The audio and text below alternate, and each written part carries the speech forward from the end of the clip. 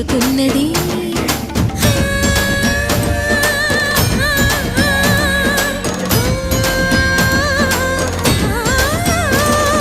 భవుని భువికి తరలించేలా ధరణి దివిని తలపించేలా రసతరంగిణి వేళ ఎదిని నృత్యరతులు చేయగలిగే వేళ